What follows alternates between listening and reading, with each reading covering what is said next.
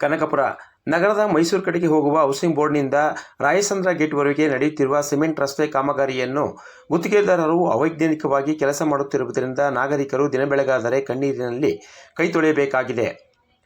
ಕನಕಪುರ ನಗರದಲ್ಲಿ 38 ಕೋಟಿ ವೆಚ್ಚದಲ್ಲಿ ಸಿಮೆಂಟ್ ರಸ್ತೆ ಕಾಮಗಾರಿ ನಡೆಯುತ್ತಿದ್ದು, ಕಳೆದ 2 ತಿಂಗಳಿಗೂ ಹೆಚ್ಚು ಕಾಲದಿಂದ ಕಾಮಗಾರಿ ನಡೆಯುತ್ತಿದೆ. ಗುತ್ತಿಗೆದಾರರ ಆಮೆಗತಿಯ ಕೆಲಸದಿಂದ ಪ್ರತಿದಿನ ಜನಸಾಮಾನ್ಯರು ಈ ರಸ್ತೆಯಲ್ಲಿ ಸಂಚಾರ ಮಾಡುವ ಸಮಯದಲ್ಲಿ ದಟ್ಟಣೆ ಏರ್ಪಟ್ಟು ಸಾವು ನೋವುಗಳು ಸಂಭವಿಸುತ್ತಿವೆ.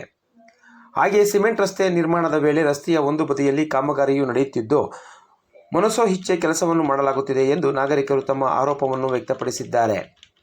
ಯಾವುದೇ ವ್ಯವಸ್ಥಿತವಾಗಿ ಕೆಲಸ ನಡೆಯುತ್ತಿಲ್ಲ.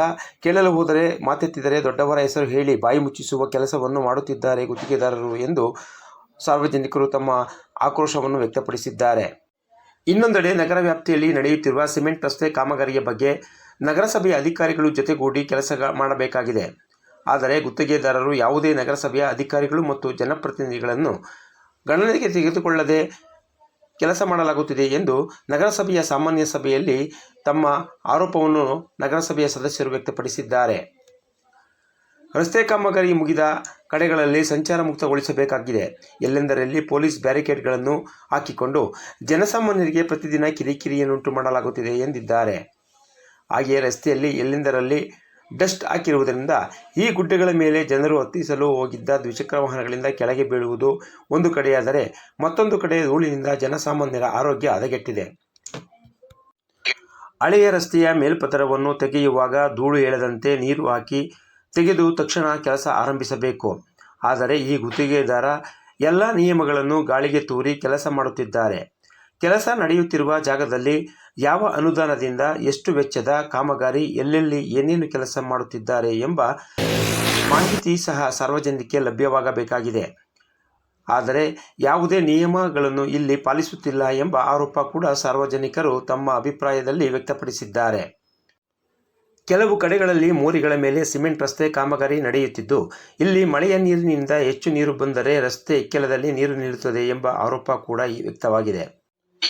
ನಗರದ ಹೃದಯ ಭಾಗದಲ್ಲಿರುವ ತಾಯಿ ಮತ್ತು ಮಕ್ಕಳ ಆಸ್ಪತ್ರೆಗೆ ಬರುವ ಗರ್ಭಿಣಿ ಮತ್ತು ಬಾಣಂತಿ ಮಹಿಳೆಯರು ಮತ್ತು ಹಸುಗೂಸುಗಳನ್ನು ಹೊತ್ತು ಆಸ್ಪತ್ರೆಗೆ ಹೋಗಲು ಜಾಗವಿಲ್ಲದೆ ಪರದಾಡುತ್ತಿರುವ ದೃಶ್ಯ ಮನಕಲಕುವಂತಾಗಿದೆ.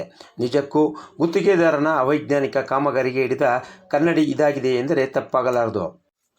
ಸಿಮೆಂಟ್ ರಸ್ತೆ ನಿರ್ಮಾಣವಾಗುತ್ತಿರುವ ಜಾಗದಲ್ಲಿ ರಾಷ್ಟ್ರೀಯ ಹೆದ್ದಾರಿ ವ್ಯಾಪ್ತಿಗೆ ಸೇರಿದಂದಿನಿಂದ ಇಕ್ಕೆಲಗಳ ಮೋರಿಯಲ್ಲಿ ತುಂಬಿರುವ ಹೂಳು ತೆಗೆದಿಲ್ಲವೆಂಬ ಸಾರ್ವಜನಿಕರ ಕೂಗು ಕೂಡ ಇದೆ.